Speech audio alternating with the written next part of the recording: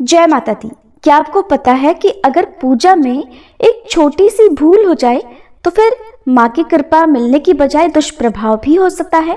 नवरात्रि में लोग खूब श्रद्धा से माता रानी की पूजा करते हैं, लेकिन कई बार अज्ञानता में कुछ ऐसी गलतियां भी कर देते हैं जो कि माता रानी को अप्रसन्न कर सकती हैं। क्या आपने कभी सोचा है कि कलश की स्थापना में ये एक गलती आपकी पूजा को व्यर्थ कर सकती है, या गलत नारियल चढ़ाने से माँ प्रसन्न होने की बजाय नाराज भी हो सकती हैं। दीपक जलाने का भी एक सही तरीका होता है, क्या आप उसे जानते हैं? पूजा की सामग्री में ये 3 चीजें अशुद्ध हुई तो आपकी सारी मेहनत बेकार जा सकती है। अगर आप सच में चाहते हैं कि माँ दुर्गा की कृपा आप और आपके परिवारजनों पर बनी रहे, आपकी पूजा संपूर्ण हो, आपके व्रत स्वीकार हो, तो इस वीडियो को अंत तक जरूर देखिएगा, क्योंकि इस वीडियो में मैं आपको न केवल संपूर्ण पूजन सामग्री के बारे में बताऊंगी, बल्कि ये भी बताऊंगी कि क्या सही है और क्या नहीं, ताकि आपकी पूजा में कोई गलती ना हो। तो चलिए शुरू करते हैं और जानते हैं कि नवरात्रि में कौन कौन सी सामग्री लेनी चाहिए और उसे कैसे शुद्ध रखना चाहिए।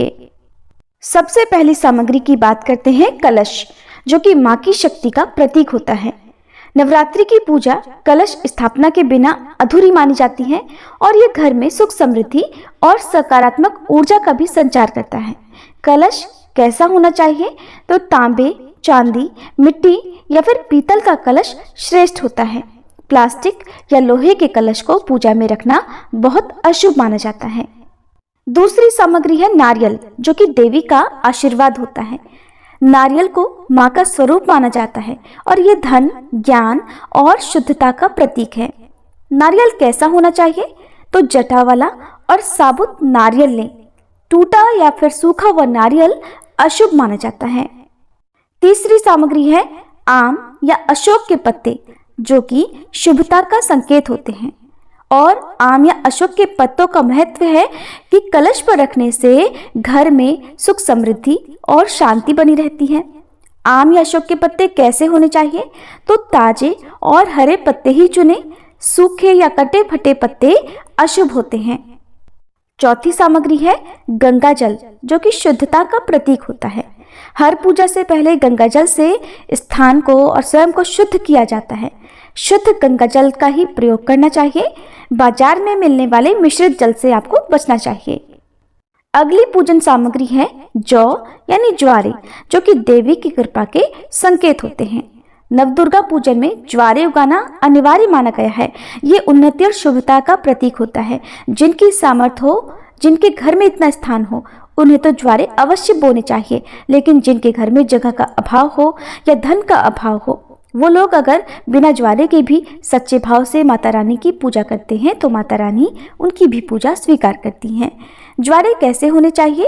तो ताजे और बिना कीड़ों वाले जौ का ही पूजा में उपयोग करना चाहिए। ज्वारों को बोने से पहले कुछ देर के लिए पानी में भिगो देना चाहिए और जो ज्वारे पानी में ऊपर की ओर तैर जाएं, उन्हें आपको हटा देना चाहिए। अगली पूजन सामग्री है लाल चुनरी, जो कि माँ की प्रिय वस्त्र सामग्री मानी जाती है।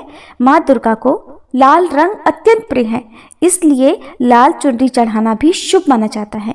चुनरी नई और साफ हो, फटी पुरानी या गंदी चुनरी माँ को कभी भी अर्पित नहीं करनी चाहिए।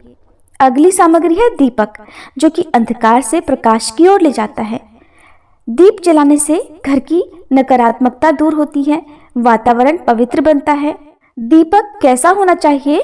तो वैसे तो शुद्ध घी का दीपक श्रेष्ठ माना जाता है, लेकिन जिनके घर में अभाव हो वो सरसों के तेल का या तिल के तेल का दीपक भी जला सकते हैं। ध्यान रखें, टूटे या गंदे दीपक का उपयोग नहीं करना चाहिए। सुबह और शाम की पूजा में साफ दीपक का ही उपयोग करना चाहिए। अगली सामग्री है कुमकुम, हल्दी और चंदन, जो कि पूजा में अनिवार्य सामग्री है। कुमकुम माँ की शक्ति और समर्पण का प्रतीक होता है। हल्दी सुख समृद्धि और सौभाग्य का प्रतीक मानी जाती है।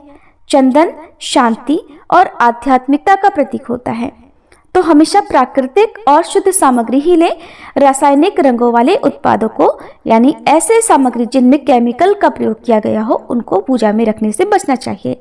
अगली सामग्री है फूल और माला, जो कि माँ के श्रृंगार का एक अनिवार्य हिस्सा है। माँ को प्रसन्न करने के लिए ताजे और सुगंधित फूल चढ़ाए जाते हैं। लाल गुड़हल, कमल, गेंदे के फूल या फिर इस मौसम में जो भी फूल मिले वो आप माता रानी को सच्चे मन से जरूर अर्पित करें। मुरझाए, कटे फटे या सूखे फूल या पहले आपके द्वारा सूंघे गए फूलों को पूजा में कभी भी इस्तेमाल नहीं करना चाहिए। अगली सामग्री है फल और मिठाई, जो कि माँ के भोग के लिए आवश्यक होती है। माँ दुर्गा को शुद्ध और सात्विक भोग अर्पित करना चाहिए। ताजे फल या केवल घर का बना प्रसाद ही माँ को अर्पित करना चाहिए। बासी या बाहर की पैकेट वाली मिठाइयाँ या पैकेट वाले भोग माता रानी को अर्पित करने से बचना चाहिए। अगली सामग्री है पंचामृत, अभिषेक के लिए जो कि आवश्यक होता है। देवी माँ का अभिषेक पंचामृत से करने से विशेष पुण्य मिलता है। पंचामृत कैसा होना चाहिए? दूध, दही, घी, शहद और गंगा जल का आपको मिश्रण बनाकर उसे पंचामृत रूप में माता रानी को अर्पित करना चाहिए। पंचामृत में बासी दूध या खराब दही का प्रयोग या खट्टे दही का प्रयोग भूलकर भी ना करें। अगली सामग्री है धूप, अगरबत्ती और कपूर, जो कि वातावरण को शुद्ध करती है और घर में सकारात्मक ऊर्जा के साथ साथ देवी माँ को प्रसन्न भी करती है। और नवरात्रि में माँ दुर्गा के पूजन में सुहाग सामग्री का विशेष महत्व होता है, जो कि देवी माँ को समर्पित करें तो माँ का आशीर्वाद प्राप्त होता है और सौभाग्य में वृद्धि होती है। विशेष रूप से विवाहित महिलाओं के लिए ये सामग्री अखंड सौभाग्य और परिवार की सुख समृद्धि का प्रतीक मानी जाती है। तो सुहाग सामग्री में सिंदूर, चूड़ी, बिंदी, महावर, मेहंदी, काजल, कंघी, आईना, चुनरी, इत्र, ये आप माता रानी को अवश्य अर्पित करें। सुहाग सामग्री हमेशा नई और शुद्ध होनी चाहिए। देवी माँ को अर्पित करने से पहले सिंदूर और चूड़ियाँ अपवित्र ना हो। श्रद्धा और प्रेम से ही सुहाग की सामग्री अर्पित करें। कुंवारी कन्याएं भी माता रानी को सुहाग की सामग्री अर्पित कर सकती हैं। कलश स्थापित करने के साथ ही कलश के अंदर जो सामग्री डाली जाती है उसका भी विशेष महत्व होता है। हर वस्तु जो कलश के अंदर डाली जाती है देवी माँ को प्रसन्न करने और हमारे जीवन में शुभता लाने के लिए होती है। तो कलश के अंदर डालने के लिए गंगा जल, सुपारी, जो कि भगवान गणेश जी का भी प्रतीक मानी जाती है और जिससे कोई भी कार्य सिद्ध और सफल हो जाता है। अक्षत का ध्यान रखिएगा, टूटे हुए अक्षत ना हो। अक्षत यानी साबुत चावल, जो कि पूर्णता का प्रतीक होते हैं। एक का सिक्का, जो कि माँ लक्ष्मी की कृपा और धन संपत्ति को आकर्षित करने के लिए डाले जाते हैं, जिससे घर में आर्थिक उन्नति होती है। इलायची और लौंग डालने से वातावरण सुगंधित और पवित्र बना रहता है और ये भी घर की नकारात्मक ऊर्जा को दूर करता है। पंचरत्न, अगर संभव हो तो कलश के अंदर 5 तरह के रत्न भी डालने चाहिए। ऐसा करने से ये कलश अत्यंत शुभ और देवी माँ की विशेष कृपा प्रदान करने वाला बन जाता है, जिससे जीवन में स्थिरता और सुरक्षा भी प्राप्त होती है। कलश के अंदर हल्दी की गांठ भी डाली जाती है। हल्दी माँ लक्ष्मी और देवी दुर्गा दोनों को प्रिय होती है, जिससे धन वैभव में वृद्धि होती है। कलश स्थापना करने के बाद कलश पर स्वास्तिक का चिन्ह बनाना बहुत शुभ होता है। तो स्वास्तिक का चिन्ह बनाकर हर दिन नियम से कलश का सुबह और शाम धूप दीप दिखाकर पूजन भी करना चाहिए। और माता रानी की मूर्ति के बिना या तस्वीर के बिना तो नवरात्रि की पूजा अधूरी ही रहती है। अगर आपके पास माता रानी के सभी 9 स्वरूपों वाली तस्वीर या प्रतिमा हो तो आप उनका पूजन कर सकते हैं। इसके अलावा आप सोने, चांदी, तांबे या पीतल से बनी हुई माँ दुर्गा की प्रतिमा की भी पूजा कर सकते हैं। माँ दुर्गा की बैठी हुई सिंहासन पर विराजमान या फिर सिंह पर सवार बैठी हुई मुद्रा ही शुभ मानी जाती है। और मूर्ति का मुख सौम्य और प्रसन्न होना चाहिए। मूर्ति यदि आप घर में स्थापित करते हैं तो मूर्ति का आकार कैसा होना चाहिए? तो देखिए, घर में 9 से 18 इंच तक की मूर्ति रखना शुभ माना जाता है। बहुत बड़ी मूर्ति घर में रखने से बचना चाहिए, क्योंकि बहुत बड़ी जो प्रतिमाएं होती हैं वो मंदिरों और पांडालों के लिए ही उपयुक्त मानी जाती हैं। अगर प्रतिमा खंडित हो तो खंडित प्रतिमा की पूजा नहीं की जाती, जिसका आपको विसर्जन कर देना चाहिए। विसर्जन आपको बहते जल में नहीं करना चाहिए, क्योंकि बहते जल में विसर्जन करने से जल दूषित हो सकता है। आप ऐसी प्रतिमा का भूमि विसर्जन कर सकते हैं, यानी किसी साफ स्वच्छ जगह पर गड्ढा खोदकर उस प्रतिमा को आप दबा सकते हैं या किसी पेड़ के नीचे साफ शुद्ध जगह पर भी रख सकते हैं। हिंदू धर्म में नवग्रहों का भी विशेष स्थान है और खास तौर पर नवरात्रि के 9 दिनों में नवग्रहों का पूजन करने से सभी ग्रह शुभ प्रभाव देते हैं। ये 9 ग्रह हैं सूर्य, चंद्र, मंगल, बुध, गुरु यानी बृहस्पति, शुक्र, शनि, राहु और केतु। नवग्रहों का पूजन जीवन में संतुलन बनाए रखने के लिए, ग्रहों के अशुभ प्रभावों को दूर करने के लिए, सुख समृद्धि और सफलता प्राप्ति के लिए किया जाता है।